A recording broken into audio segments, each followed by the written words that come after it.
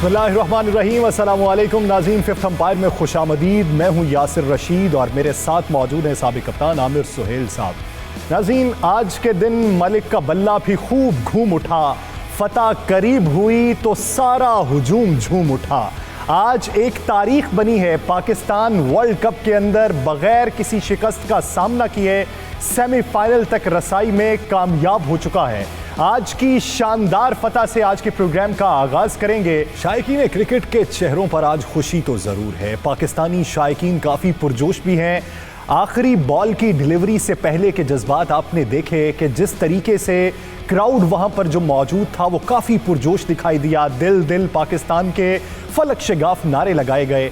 इसी बीच हमें ज्वाइन कर चुके हैं सरफराज नवाज साहब। उन्हीं से पहला सवाल करते हैं, उन्हीं से आगाज़ करते हैं प्रोग्राम का। सरफराज साहब, बहुत मशकूर हूँ 92 न्यूज़ को इस हवाले से अपना वक्त देने के लिए। सरफराज साहब, पहली बार पाकिस्तान बगैर किसी शिकस्त का सामना किए सेमीफाइनल तक क्वालिफाई कर चुका है। जज्बात कैसे हैं आपके? मैं कहता हूँ कि बड़ी खुशी हुई है और सबसे ज़्यादा तो ये खुशी है कि अनबीटन पाकिस्तान टीम रही है, और दूसरी बहुत बड़ी ये भी खुशी है कि भारत इस टूर्नामेंट से बाहर हो गया, क्योंकि वो बड़ा दुश्मनी कर रहा था। लास्ट टाइम आपने देखा है कि इंग्लैंड में जो मैचेस चल रहे थे तो उन्होंने न्यूजीलैंड के खिलाफ अपना मैच हारे हैं, और उसके बाद फिर इंग्लैंड को अंदर ले आए हैं और न्यूजीलैंड को ले आए हैं, पाकिस्तान को बाहर कर दिया है। हालांकि पाकिस्तान का रन रेट अच्छा था, लेकिन उसके बावजूद इंडिया ने इस तरह का एक पाकिस्तान से बदला लिया, और आज वो बदला क्या, सारी चीज़ सामने आ गई है। और एक आदमी वहाँ पे कमरे में मुर्दा भी पाया गया, मोहन, जो वहाँ ग्राउंडमैन था। तो अब इसकी और एक कहानी बनेगी कल परसों। जी आमिर भाई, सरफराज साहब की बातों से किस हद तक इत्तेफाक करते हैं या कहीं पे कुछ इख्तलाफ? देखिए, उनकी बात से तो मैं इख्तलाफ कर नहीं सकता, इतने बड़े वो क्रिकेटर रहे हैं, सबको खुशी है। लेकिन एक बात से इख्तलाफ करूँगा, वो ये है कि मुझे इंडिया के बाहर होने से कोई खुशी नहीं, क्योंकि इस वक्त मैं समझता हूँ कि अगर इंडिया और पाकिस्तान फाइनल में आते तो पाकिस्तान के चांसेस ज़्यादा थे जीतने के। पाकिस्तान के पास मोमेंटम भी था, पाकिस्तान जो है कंडीशंस को एक्सप्लॉइट कर रहा था, पाकिस्तान का रिदम बना हुआ था। इंडिया की टीम थोड़ी सी अनसेटल हुई भी थी, और उनकी बॉलिंग इस दफ़ा जो है वो बिल्कुल पेनिट्रेटिंग नज़र ही नहीं आ रही थी। तो मुझे तो अफसोस हुआ इंडिया के बाहर होने का। पाकिस्तान के अनबीटन सेमीफाइनल में आने की बहुत खुशी है। सरफराज साहब, क्या समझते हैं, आज का मैच जब 14वां ओवर ख़त्म हो चुका था तो उस वक्त सिचुएशन ये थी कि हम 98 के करीब थे, लेकिन बकिया 6 ओवर्स में 189 कर जाना, तो ये पेस के हद तक अच्छी समझते हैं? स्ट्रेटजी कैसी दिखाई दी आज? देखें, शुएब मलिक ने एक्सलेटर किया कि पहले शुएब मलिक देखे टीम में नहीं था, तो एक अपना अनफिट हुआ है प्लेयर, तो इसको टीम में लिया है। तो अब ये देखें कि जो सिलेक्शन हुई है उसमें अब शुएब मलिक ने जस्टिफाई किया है कि he was one of the best player in the team, और उसने 18 गेंदों पे जो 54 रन किए हैं और जिस तरह छक्के मारे हैं और क्राउड को झूम रहे हैं, और तो इस तरह की ये चीज़ें हुई हैं, तो मैं कहूँगा कि ये पाकिस्तान टीम का मोराल बड़ा अच्छा हुआ है। मिडल ऑर्डर में जो लग रहा था थोड़ी कमी है, और आसिफ के अलावा भी कोई प्लेयर आए तो ये इसने कमी आज काफ़ी हद तक पूरी की है। लेकिन इससे पहले एक बात कर लूँ कि फिर फखर जमान ने आज कुछ नहीं किया, उन्होंने बड़ी पुअर परफॉर्मेंस की है, तो ये एक लम्हा फिक्रिया है हमें सेमीफाइनल में। जी, यानी फ़खर जमान की कारकर्दगी पे आपको तहफ़्फ़ुज़ात है। नाज़रीन, शुएब मलिक की कारकर्दगी जो थी आज के दिन, 6 छक्के लगाए, 1 चौका लगाया, यानी 7 गेंदों पे 40 रन बनाए। पाकिस्तानी टीम जिस तरह खेली, शुएब मलिक भी उसी तरह खेले। 11 गेंदों पे उन्होंने 14 रन बनाए और 7 गेंदों पे उन्होंने 40 रन बनाए। आमिर भाई, जिस तरह आसिफ अली ने 2-3 मैचेस में ये कहा था कि मुझे शुएब भाई ने कहा कि आज तेरा दिन है, लेकिन आज के दिन शुएब मलिक की अहलिया भी ग्राउंड में मौजूद थी, तो मुझे ये लगता है कि आज शुएब मलिक ने आसिफ को कहा होगा कि नहीं, आज मेरा दिन है। देखिए, सेट थे और काफ़ी टाइम जो है स्पेंड किया हुआ था। देखिए, आप 4 टीमें जो सेमीफाइनल में आई हैं, चारों में देख लें इनिंग्स चलाने वाला प्लेयर था। ऑस्ट्रेलिया की शुरू में देख लें, स्मिथ ने इनिंग्स चलाई साउथ अफ्रीका के ख़िलाफ़, मैच जीते वो। उसके बाद साउथ अफ्रीका की भी टीम में माकरम ने इनिंग्स चलाई तो उन्होंने स्कोर किया। शोएब मलिक एक इस तरह के एक्सपीरियंस प्लेयर हैं कि जिनको ये पता है शुरू में आते ही जहाँ पे अटैक करने की ज़रूरत होती है वो अटैक करते हैं, जहाँ पे इनिंग्स को चलाने की ज़रूरत होती है वो इनिंग्स चलाते हैं। एंड में अगर उनके लास्ट ओवर्स में बारी आए तो वो आके बॉलर्स को टेक ऑन भी करते हैं, उनमें सारी अहलियत है। सो आपने जब इनको टीम से बाहर किया था या हफीज़ को बाहर किया था या और लड़कों को बाहर किया था, जब तक आपके पास रिप्लेसमेंट ना आ जाए, ये सबक है हमारे लिए, हमारे क्रिकेट बोर्ड के लिए सबक है कि जब तक आपके पास रिप्लेसमेंट ना आए आपको प्लेयरों को टच नहीं करना चाहिए। आप रिप्लेसमेंट बनाएं, उसके ऊपर टाइम स्पेंड करें। जब आप अश्योर्ड हो गए हैं कि अब ये लड़का तैयार हो गया पाकिस्तान के लिए, तब लेके आए। ये ना करें कि एक एक्सपीरियंस प्लेयर जो है उसको बाहर निकाल के एक लड़के को टीम में ला के उसको प्लेयर बनाने की कोशिश करें। इस तरह तजुर्बात नहीं काम करते। हमें बड़े अरसे से ये चीज़ें पता चल गई हैं लेकिन हम लोग अमल नहीं करते। सो शोएब मलिक ने, जिस तरह सरफराज भाई ने कहा कि उन्होंने बताया है कि एक्सपीरियंस क्या होता है, उसके बाद हफीज़ भी आहिस्ता आहिस्ता फॉर्म में आ रहे हैं। आज इंडियन कमेंटेटर ने भी ट्वीट किया, उन्होंने कहा कि हर फैमिली को एक बड़े भाई की ज़रूरत होती है। हैशटैग शोएब और हैशटैग एग्जैक्टली। आप देखें इन दोनों के आने से पहले आपकी टीम जो थी, जब वावेला मचा, जब ये टीम अनाउंस हुई तो सब लोगों ने क्रिटिसाइज इसलिए किया कि यार इस टीम का चांस नहीं है। शोएब मलिक भी तो लास्ट में ही आए हैं। वो अगर सोहेब मकसूद ना अनफिट होते, लास्ट जो 3 चेंजेस किए हैं तो उसमें भी नहीं थे शोएब मलिक, वो तो अनफिट हुए तो इनको लेके आए हैं। सो ये तो उस वक्त भी नहीं जा रहे थे। मेरा ख्याल है कि पाकिस्तान के जो सितारे थे वो हक में थे, जिसकी वजह से ये भी टीम में इंक्लूड हुए। और आप इम्पैक्ट देखें कि एक शोएब मलिक प्लेयर देखें, ग्रेट प्लेयर जो होता है वो सिर्फ ये नहीं अपनी परफॉर्मेंस से, ग्रेट प्लेयर का इन्फ्लुएंस नज़र आता है। आप जब जावेद मियांदाद की बात करते थे या बड़े प्लेयरों की बात करते थे या सरफराज भाई की बात कर लें, ये जब बॉलिंग करते थे तो इनका जो ग्रेटनेस थी वो यंग लड़कों में आपको नज़र आती थी। उनका एक्सपीरियंस इम्पार्ट होता था। ग्रेटनेस ये है कि आपका इन्फ्लुएंस टीम के बाकी लड़कों के ऊपर नज़र आना चाहिए, इसको कहते हैं ग्रेट एंड ग्रेटनेस। आपने अपना किया, घर चले गए, कोई लड़का आपके साथ खेल रहा है, इंप्रूव नहीं कर रहा। जावेद मियांदाद थे, उनके साथ आप जब एक बड़ी इनिंग्स खेल लेते थे, आप पता नहीं क्या क्या सीख के बाहर निकलते थे। सो एक्सपीरियंस का कोई सब्स्टिट्यूट नहीं है। सो लेसन लर्न ये है कि आपने उस वक्त रिप्लेस करना है एक एक्सपीरियंस प्लेयर को जब आपके पास पूरी तगड़ी रिप्लेसमेंट आ गई है। जो शूज़ को फिल नहीं करना होता वो मुश्किल ही है, बड़े प्लेयरों के शूज़ फिल नहीं होते, लेकिन आपकी गाड़ी चलती रहती है, तब करें। वक्त से पहले इस तरह के एक्सपेरिमेंट करना आपको नुकसान ही होता है। सही। सरफराज साहब, आज कुली तौर पे अगर मैच देखें, एक तो हम अनबीटन रहे, दूसरा ये कि रिजवान जो हैं उन्होंने क्रिस गेल का रिकॉर्ड तोड़ा। आज उन्हें 5 रन चाहिए थे मज़ीद, उनका रिकॉर्ड तोड़ने में, 1 साल में सबसे ज़्यादा रन बनाने में, वो भी उन्होंने रिकॉर्ड तोड़ दिया। उसके साथ अगर मोहम्मद हफीज़ को देखें तो 18 रन उन्हें दरकार थे 2500 मुकम्मल करने में T20 में, उन्होंने भी रिकॉर्ड तोड़ा। आज तेज़ तरीन पाकिस्तान की तरफ से 18 गेंदों में 50 बनाई T20 इंटरनेशनल में शोएब मलिक ने। तो कुली तौर पे आज का मैच जो था उसमें कितनी खुशियां शामिल थी आपके नज़दीक?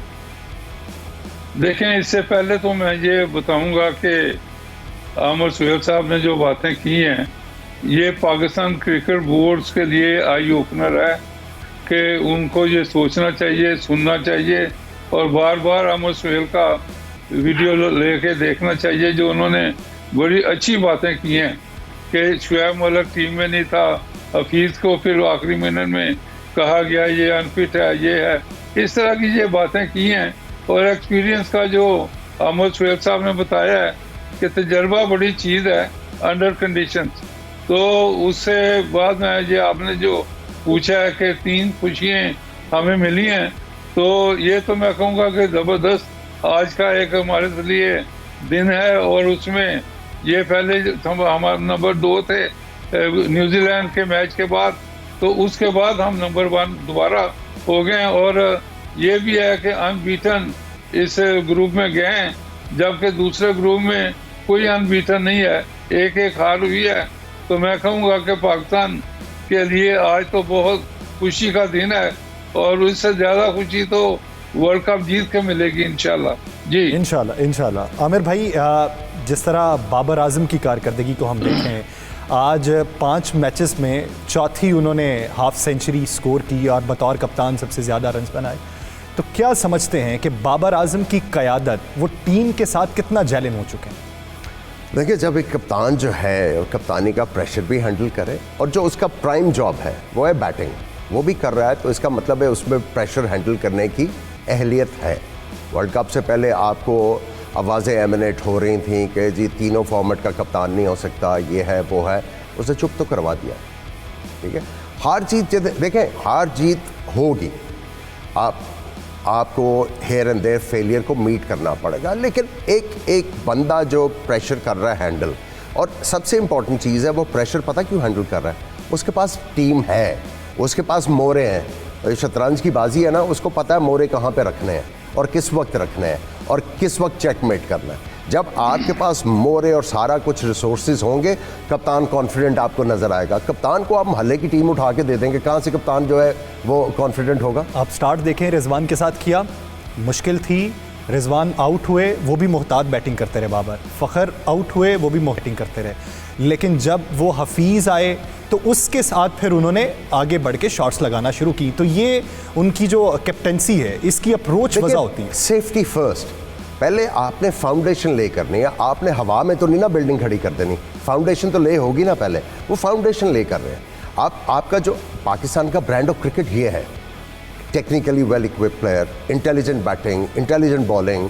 आपने वाई तो वाई क्रिकेटर रखे हुए थे, आपको जो बार बार इतने अरसे अनप्रडिक्टेबल कहा जाता था, वो इसी वजह से कहा जाता था। किसी दिन गतका चल गया, किसी दिन नहीं चला, तो आप अनप्रडिक्टेबल थे। जब आपके पास इस ब्रांड के क्रिकेटर्स आप प्रोड्यूस करना शुरू करोगे, ये अनप्रडिक्टेबल का जो टैग है वो खुद ब खुद रिमूव होगा। आपको इस तरह का ब्रांड चाहिए। लेकिन मैं यहाँ पे सेमीफाइनल आ रहा है, अब हमें स्ट्रैटेजी चेंज करनी पड़ेगी। अब सबको ये पता है कि ये पहले 15 ओवर इस तरह खेलते हैं, आखिरी 15 ओवर में ये थ्रॉटल के ऊपर पाँव रखते हैं। अब हमें जो है उससे पहले शुरू होना है रन्स करने के लिए, नॉट नेसेसरीली कि आपको आखिरी ओवर्स में, जिस तरह आपने नमीबिया के खिलाफ 24 रन्स बनाए, उससे पहले मेरा ख्याल है 15 के कितने आपको रन्स मिले, 16 रन्स मिले, तो ये बन जाते हैं 40 से बहुत फ़र्क पड़ जाता है। बड़ी टीमें इतना नहीं करने देंगी।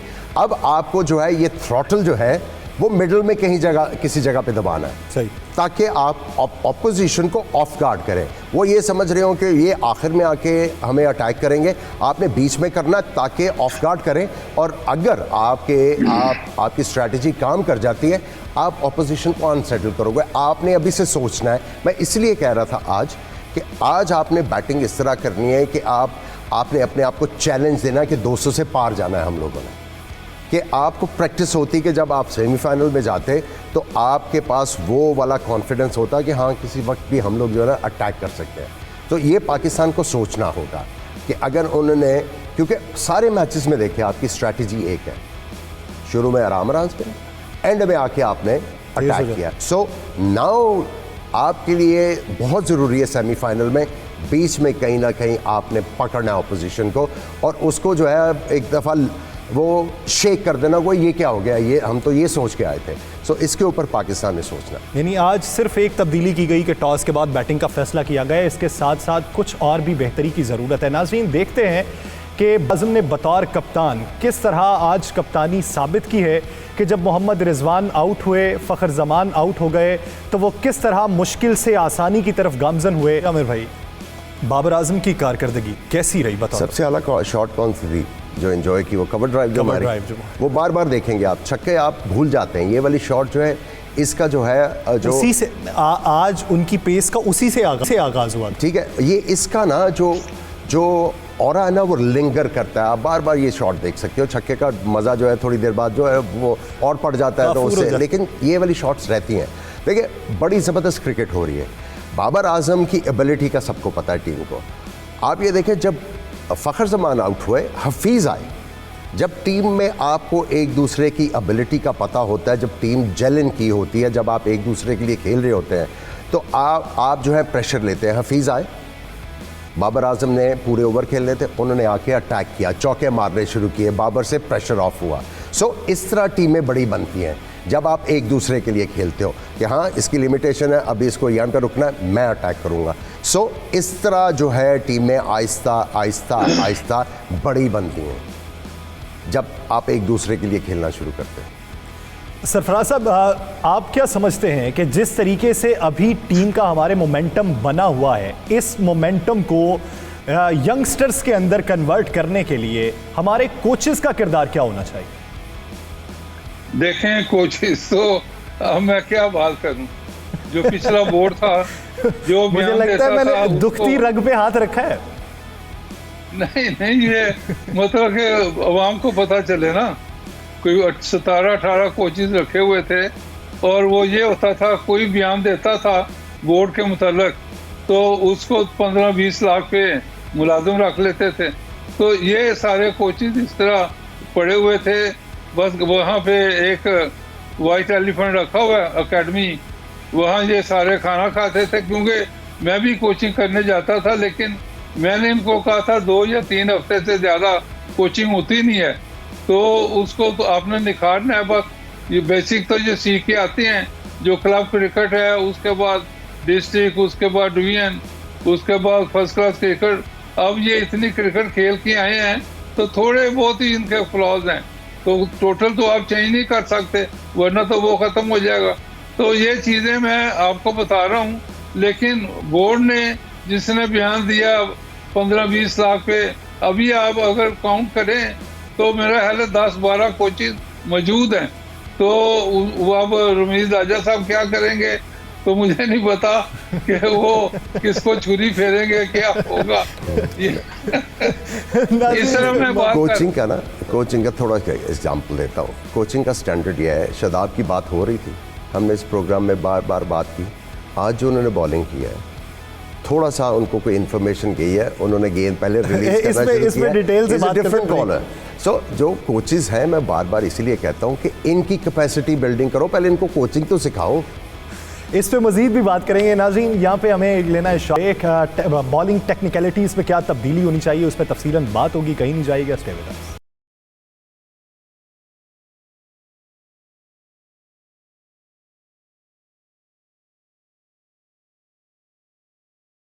Welcome back. आमिर भाई, जिस तरह शादाब खान के हवाले से हमने बहुत दिनों से एक ही बात की कि वो बॉल को बहुत तेज़ फेंकते हैं, उन्हें हल्का फेंकना चाहिए, फ्लाइट करना चाहिए, तो आज की कारकर्दगी से मुझे ये लगता है कि उन्होंने पैगाम दिया है कि तुम्हारी बातें किसी वसीले पहुंच चुकी हैं। देखिए, खुशी हुई कि उन्होंने अडेप्ट किया और लर्न किया कि मुझे क्या करना है। बाकी स्पिनर्स भी जो हैं वो अगर सक्सेस मीट कर रहे हैं, उन्होंने ढीले बॉल किए हैं। कल इमरान ताहिर से भी हम लोग यही बात कर रहे थे, उन्होंने भी ये कहा कि थोड़ा सा ढीला करने की ज़रूरत है। उसके बाद जो मेनली आपको विकेट टू विकेट करना है, और आज उन्होंने देखें, उन्होंने जो फ्लाइट किया है ना, उससे बहुत फ़र्क पड़ा है। उसके बाद जो उन्होंने चेंज ऑफ पेस किया है और ट्रजेक्टरी किया है, उसकी वजह से उनको विकेटें मिली है। अभी भी उनका जो गेंद है विकेटों में से टर्न नहीं हुआ, उसकी वजह है, और उसकी एडजस्टमेंट जो है वो टूर्नामेंट के बाद हम लोग जब फाइनल हो जाएगा उसके बाद डिस्कस कर लेंगे अब क्या करना है इनको। लेकिन एटलीस्ट उन्होंने ट्राई किया, और आज ही लुक्ड अ डिफरेंट बॉलर। आप देखें, इतना टर्न उनका आपको किसी मैच में होता नजर नहीं आया। आज वो अपनी बॉल करवा के भी खुश दिखाई दिए। बिल्कुल, और पूरी बॉल, उनका जो हिप रोटेशन था उसकी वजह से उनको काफ़ी ज़्यादा, जो ना सिर्फ टर्न हो रहा था बॉल, उनका बॉल बाउंस भी कर रहा था। और जब बॉल बाउंस करेगा विद दैट, वो टर्न जो है, टर्न को बाउंस जो है वो एक्सेंचुएट करता है और बैट्समैन के लिए बड़ी मुश्किल लेके आता है। So he looked a different bowler today, which is also a plus point for Pakistan. सही। सरफराज साहब, अगर गुज़श्ता 4 मैचेस में देखें, जिस तरीके से वो तेज़ बॉल करवाने की कोशिश कर रहे थे, वो फ्लाइट नहीं कर रहे थे, उस पर बहुत तहफ़्फ़ुज़ात का इज़हार आमिर भाई ने भी किया, बहुत से दीगर हमारे मेहमानाने गिरामी ने भी किया। तो आज के दिन वो जो तब्दीली लेके आए, बॉल को हल्का करवाया, थोड़ा सा फ्लाइट किया है, तो आज के दिन ये तब्दीली आप कितनी मुस्बत समझते हैं? देखें, अहमद सुहेल साहब ने बड़ी अच्छी बातें की हैं कि फ़्लाइट देना चाहिए, ढीला छोड़ें, ये करें। तो ये चीज़ें मेरे ख्याल है उसने डेफिनेट चैनल आपके ऊपर सुनी होंगी, लोगों ने फ़ोन करके भी बताया होगा। लेकिन मैं ये हैरान हूँ कि वहाँ जो मुश्ताक साहब हैं वो भी राइट आर्म लेग स्पिनर हैं और पाकिस्तान में काफ़ी देर से कोच हैं, वो क्या वहाँ कर रहे हैं, को इसको बताया ही नहीं, ये नहीं।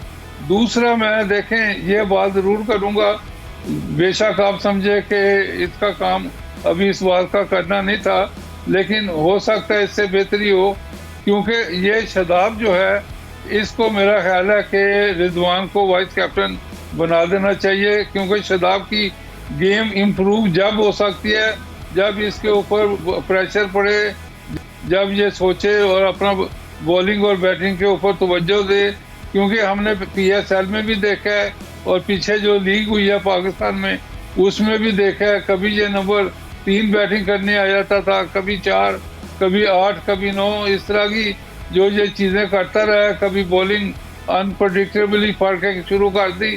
तो ये एक रेगुलर जो चीज़ करेगा जब जाके ये इम्प्रूव करेगा। तो ये मेरा ख्याल है कि रिजवान जो अभी बाबर आजम के साथ विकेट कीपर है वो वहाँ पे इशारे करता रहता है फील्डर को भी और सारी चीज़ें बाबर आजम की हेल्प करता रहा है। तो मेरा ख्याल है कि ये जो जोड़ी बाबर आजम और रिजवान की बन जाए तो इससे भी बड़ी इम्प्रूवमेंट हो सकती है। बाकी ये मैं कहूँगा कि इसने जो आज बॉलिंग की है बड़ी अच्छी बॉलिंग की है। इसके गेंद कोई ऑफ स्टंप के बाद से टर्न होके लेग स्टंप पे मिस हुए हैं गुगली, वो मैंने काफ़ी गौर से देखा है, और ऑफ स्टंप पे पड़ के ऑफ स्टंप के बाद लेग ब्रेक भी हुई है। तो ये मैं कहूँगा कि इम्प्रूवमेंट है और इसको मजीद इसको कंसोलिडेट करना पड़ेगा। जी, मैं सरफराज भाई की बात से टोटली एग्री करता हूँ।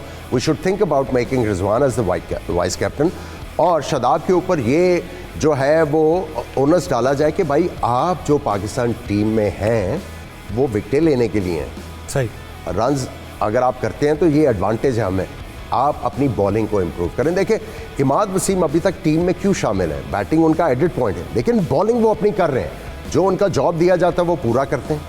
आपको पावर प्ले में अच्छे ओवर करके दे देते हैं, इसी वजह से तो टीम में है। और अगर वो रन्स कर देते हैं क्रूशल हालत में आके, that's an added bonus for the Pakistani team. So इनके ऊपर ओनस डालना है कि आप अपनी बॉलिंग इंप्रूव करो। अगर ये बॉलिंग इंप्रूव करते हैं, देखें टेस्ट, अगर ये लंबी बॉलिंग करते हैं ये टेस्ट मैचेस में भी कामयाब हो सकते हैं। हमने इनको क्यों लिमिट किया हुआ ओनली फॉर T20 क्रिकेट। सही।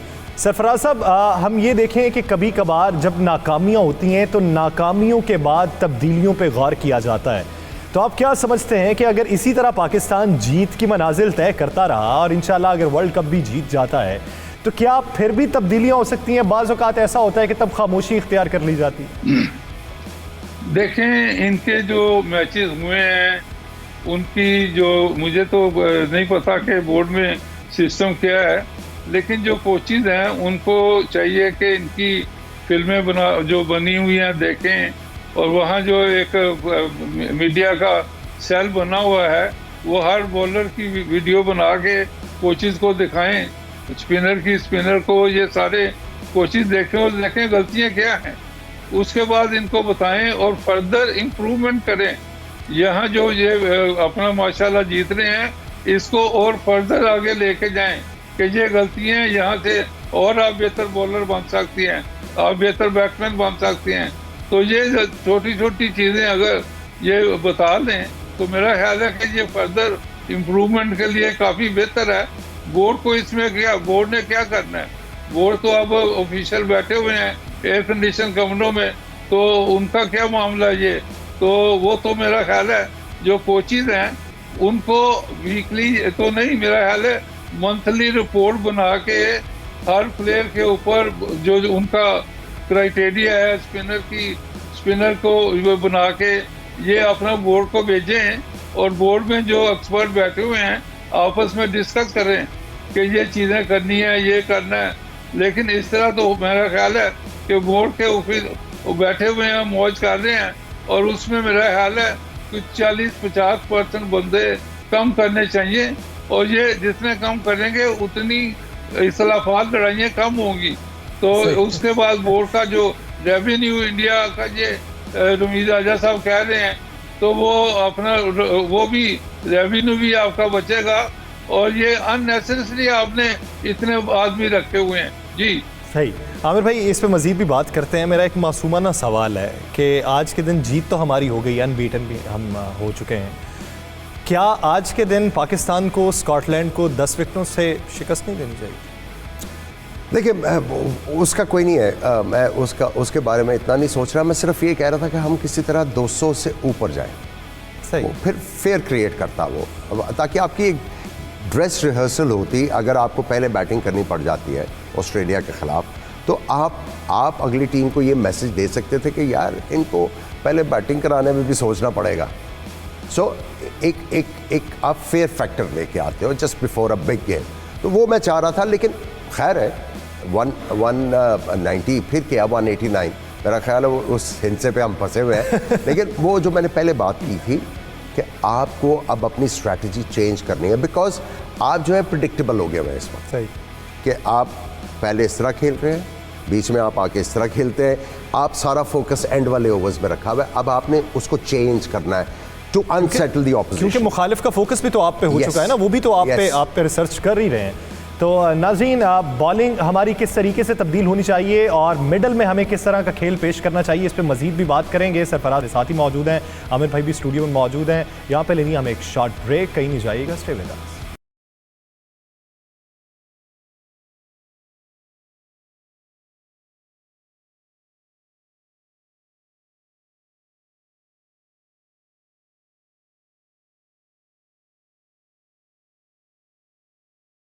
नाज़रीन, ब्रेक के बाद एक बार फिर से खुशामदीद। नाज़रीन, ब्रेक से पहले जिस तरह हम शादाब खान की बॉलिंग पे बात कर चुके हैं, टीम मैनेजमेंट के हवाले से बात कर चुके हैं, तो अब बिलखुसूस फास्ट बॉलर्स की कारकर्दगी के हवाले से बात करते हैं। सरफराज साहब की जानिब बढ़ूंगा। सरफराज साहब, शाहीन शाह अफरीदी हमारे की बॉलर हैं, उनकी दहशत अगली टीम पे तारी होती है, लेकिन हम अगर अपना गुज़श्ता मैच देखें अबू धाबी में, तो उस वक्त भी उनका बॉल स्विंग नहीं हो रहा था। आज के दिन भी स्कॉटलैंड के खिलाफ उनका बॉल स्विंग नहीं हुआ, उनके जो बैटर हैं वो इजीली उन्हें खेलते रहे हैं। तो आप एडवाइस क्या देना चाहेंगे उन्हें कि ऐसे मौके पे जब बॉल स्विंग ना हो रहा हो तो क्या तब्दीली करनी चाहिए? देखें, सबसे पहले तो ज़रूरी है कि closer to the stumps ball करे, और ये अगर विकेट टू विकेट गेंद जाएगा तो थोड़ा सा भी ऑफ द विकेट मूवमेंट हो जाए तो बैट्समैन के लिए मुश्किल हो सकती है। तो ये मैं कहूँगा कि इसको कंसंट्रेट करना चाहिए कि लाइन और लेंथ रखें, क्योंकि ऑस्ट्रेलियन जो है वो जो राइस बॉल है उसको अच्छा खेलते हैं। तो ये मैं कहूँगा कि ऐसे जो है, दूसरी तरफ से जो फिंच है उसका मैं कहूँगा कि वो काफ़ी अगेंस्ट स्पिन काफ़ी वीक है, और उसको मेरा ख्याल है फिंच को अगर स्पिनर शुरू से लगा दें एक तरफ से तो मेरा ख्याल है उसको पकड़ा जा सकता है। आमिर भाई, जिस तरह की बात हो रही है फास्ट बॉलर्स के हवाले से, अगर हम देखें तो फास्ट बॉलर्स की जानिब से नो बॉल्स बड़ी करवाई जा रही हैं, तो अगर इसी तरह ये तसलसल बरकरार रहा तो ये हमें सेमीफाइनल में मुश्किल नहीं पैदा हो जाए? ये ख़तरनाक भी हो सकता है। नो बॉल पे अगर आपने आउट कर लिया, मेन बैट्समैन को आउट कर लिया और नो बॉल हो जाए और उसके बाद फ्री हिट हो जाए, तो बड़ी टीमें जो है फ्री हिट के ऊपर पूरा जो है एडवांटेज लेती हैं। तो आई थिंक इस डिसिप्लिन को जो है थोड़ा सा इम्प्रूव करने की ज़रूरत है, क्योंकि हसन अली भी नो बॉल कर रहे हैं और शाहीन शाह अफरीदी भी नो बॉल कर रहे हैं। सो इसको थोड़ा सा जो है इसको देखना पड़ेगा, क्योंकि T20 क्रिकेट में और वनडे क्रिकेट में फ्री हिट है। सही। तो ये काफ़ी ज़्यादा जो है वो आपको डिसएडवांटेज देता है। सरफराज साहब, आप क्या कहेंगे नो बॉल के हवाले से? हमारे फास्ट बॉलर्स की जानिब से बिलखुसूस नो बॉल्स करवाई जा रही हैं, तो आगे हमारा सेमीफाइनल एक ऑस्ट्रेलिया के साथ है जिसमें हमें बड़े खदशात भी हैं, डर भी लगा हुआ है कि ऑस्ट्रेलिया के साथ हमारा मुकाबला है, साउथ अफ्रीका के साथ होता तो सूरत हाल तब्दील हो सकती थी। तो नो बॉल से बचने के लिए क्या तब्दीली होनी चाहिए? देखें, ये तो अब आज एक नो बॉल पे आउट भी हुआ है, तो अफरीदी का और हसन अली का भी इस तरह पहले एक आधा आउट हुआ था नो बॉल पे। तो नो बॉल के बाद तो बैट्समैन को आसानी हो जाती है कि फ्री हिट मारनी है, तो ये मेरा ख्याल है कंट्रोल करना पड़ेगा उनको खुद ही। अब उनको पहुंच तो आप पकड़ के पीछे नहीं खींच सकते, तो ये क्योंकि अगर पूरे ओवर करवा रहे हैं तो नो बॉल नहीं हो रहा, तो एकदम नो बॉल जो करना है वो ज़्यादा दौड़ लगाना या कुछ करना, उसको मेरा ख्याल है कंट्रोल करना पड़ेगा बॉलर को खुद ही। तो वरना तो ये मेरा ख्याल है काफ़ी दूसरे बैट्समैन के लिए आसान होता है। और आखिर में देखें, ये मैचेस का फ़र्क क्या है, 10-12 रन से कोई टीम मैच जीतती है, तो उसमें 4 नो बॉल और फिर नो बॉल के ऊपर 8-10 रन एक्स्ट्रा जो होते हैं, तो यही तो काफ़ी फ़र्क है। तो ये मेरा ख्याल है करना चाहिए, इम्प्रूव करना चाहिए। उसके बाद फिर ये जी, यानी ये बॉलर को खुद पे कंट्रोल करना होगा। उसमें आसान तरीका है, वो ये है कि जब बॉलर जो है वो गेंद ज़्यादा आगे फेंकने की कोशिश करता है, उसमें वो उसकी जो फाइनल स्ट्राइड है लंबी होती है। जब फास्ट बॉलर जो है वो अगर उसको नो बॉल का ख़तरा लग रहा है और वो थोड़ा सा एनिमेटेड है, उसको एक चीज़ करनी है, अपना जो रन अप है उसको हाफ अपना आधा कदम जो है वो बढ़ा के जब आगे गेंद फेंकना है तब वो, क्योंकि जोर भी लगता है आगे अगले गेंद के ऊपर, तो वो फिर स्ट्राइड लंबी होती है। तो उसको बचने के लिए आपने जब सोचना है कि गेंद आगे गिराना, आधा कदम अपना रनअप बढ़ा लें, तो उससे नो बॉल जो है आपका जो है वो ठीक हो जाता है। सही। नाज़रीन, जीत के बाद अपनी खामियों पे काबू पाना सबसे बात होती है कि आपकी जो खामियां हैं आप उस पर किस तरीके से काबू पा सकते हैं। आज पाकिस्तान ने टोटल भी अच्छा किया, लेकिन इस मैच के दौरान जो लूज शॉट पाकिस्तानी बैटर्स की जानिब से खेली गई और जिसको फ़ायदा पहुंचाया स्कॉटलैंड की ख़राब फील्डिंग ने। आमिर भाई, आपने शॉट्स देखी सारी, मैं ज़्यादा दूर नहीं जाऊंगा, आज के पहले मैच की बात कर लेते हैं। उसके अंदर जो कैचेस हुए, एक कैच वैसा ही था जो विलियमसन ने किया था, बिल्कुल उसी से मुमासलत रखता हुआ जो इन्होंने छोड़ा, फिर बाउंड्री से जिस तरह कैच छोड़े गए। तो ये स्कॉटलैंड की टीम थी, क्या हम ऑस्ट्रेलिया के मद्दे मुकाबिल हों तो हमें ये एडवांटेज मिल सकता है? नहीं, ये एडवांटेज तो नहीं मिलेगा, उनके फील्डर भी बहुत ज़बरदस्त हैं और बड़ी प्राइड लेते हैं अपनी फील्डिंग में। सो देखिए, कुछ इनमें ऐसे कैचेस थे, अब जिस बॉलर बैक ड्राइव लगी हुई थी इतनी ज़ोर से उसने हाथ आगे किया, वो तो गोला रोकने वाली बात थी ना। इस तरह के जो है फंस जाए तो फंस जाए। लेकिन ये है कि यंग टीम है, लेकिन स्कॉटलैंड को एक चीज़ याद रखनी है कि जब जिम्बाब्वे को ये वाला स्टेटस मिला था, जब बाद में उन्होंने टेस्ट स्टेटस हासिल किया, तो जिम्बाब्वे ने इम्प्रेस किया था अपनी फील्डिंग से पहले आके। फील्डिंग जो पहले इम्पोर्टेंस जो दिखाई दी थी वो जिम्बाब्वे की टीम ने दिखाई। उसके बाद आपको साउथ अफ्रीका की जब टीम इंटरनेशनल क्रिकेट में आई तब उन्होंने आके दिखाया कि फील्डिंग कितनी इम्पॉर्टेंट है। सो आई थिंक जितनी भी ये अपकमिंग टीम्स हैं इनको अपनी फील्डिंग इम्प्रूव करनी है और बाकी टीमों को भी फील्डिंग इम्प्रूव करनी है, क्योंकि बहुत इंपॉर्टेंट फैक्टर बन गया है। देखिए, आज जो आखिरी ओवर है आपके लिए बहुत बड़ी एग्जाम्पल है अगेंस्ट अफगानिस्तान। आप वो कैच देखें, वो छक्का था, उन्होंने क्या खूबसूरत रोका कैच उन्होंने पकड़ लिया था, लेकिन उनको अंदाज़ा हो गया कि मैं बाहर जा रहा हूँ बाउंड्री से, ये छक्का है। उन्होंने गेंद वापस फेंका, सिर्फ 2 रन हुए, 122 था 124। उस फील्डिंग एफर्ट की वजह से प्रेशर आ गया, 124 पे स्कोर आ गया इनका अफगानिस्तान का।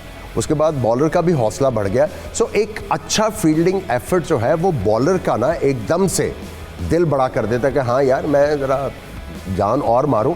सो फील्डिंग बहुत इंपॉर्टेंट एस्पेक्ट है और अगले मैचेस में फील्डिंग बहुत इंपॉर्टेंट होगी। आमिर भाई, Mitchell, Jimmy Neesham, Kane Williamson, wicket keeper, क्या शानदार कैच हैं, क्या उनकी रेडिंग है। देखें, इस टीम में कोई प्लेयर ऐसा नहीं सिवाय बोल्ट के जिसका एक्स फैक्टर हो या वो हो कि इसका ऑफ फैक्टर है, वो ये प्लेयर है ये करता है का। सारे लिमिटेशन में खेलते हैं। आप देखें, एक दूसरे को कॉम्प्लीमेंट कर रहे हैं, सारे बॉलर्स को कॉम्प्लीमेंट कर रहे हैं, फील्डर जान मार रहे हैं। उसकी वजह से आप देखें, जिस टीम में एक्स फैक्टर या कोई इम्पैक्ट प्लेयर ही नहीं है या कोई ऐसा प्लेयर नहीं है जो रात को आपकी नींद उड़ा दे, सुबह आपने इनके खिलाफ मैच खेलना है, लेकिन क्या जेलिन किया हुआ है, क्या एक दूसरे को कॉम्प्लीमेंट करते हैं, क्या ग्राउंड के ऊपर आके मेहनत करते हैं, उसी वजह से ये सेमीफाइनल में है। फील्डिंग बहुत इंपॉर्टेंट होगी अगले मैचेस में। सही। सरफराज साहब, आप क्या राय रखते हैं, आज जिस तरह की फील्डिंग न्यूजीलैंड के क्रिकेटर्स ने की है, शानदार रीडिंग उनकी थी, बॉल जहां पे आया टाइमिंग परफेक्ट थी, शानदार कैच पकड़े गए, छक्का जिस तरह रोका गया, हमें फील्डिंग कितनी बेहतर करने की जरूरत है? देखें, सबसे पहले तो ये मैं कहूँगा कि आखिरी हमारे 2 जो मैचेस थे, 2 कमज़ोर तरीन टीमों के साथ थे, उनकी फील्डिंग, बॉलिंग, बैटिंग सब कमज़ोर थी। और अब उसके बाद अब ऑस्ट्रेलिया के साथ ऑल ऑफ ए सडन बिल्कुल अपोजिट मामला होगा कि फील्डिंग भी बेहतर है, बैटिंग भी है, बॉलिंग भी उनकी अच्छी है। और पाकिस्तान को ये अब सोचना होगा कि कमज़ोर टीमों के साथ खेलने के बाद पाकिस्तान को सोचना होगा कि कमज़ोर टीमों के मुकाबले में हम तो फतह हासिल कर चुके हैं, अब तगड़ी टीमों के मुकाबले में तब्दीली हमें करनी है। बहुत शुक्रिया सरफराज नवाज साहब इस हवाले से अपना वक्त देने के लिए। मुझे और आमिर सुहेल भाई को 5th अंपायर से दीजिए इजाज़त। अपना बहुत सा ख्याल रखिएगा। अल्लाह ने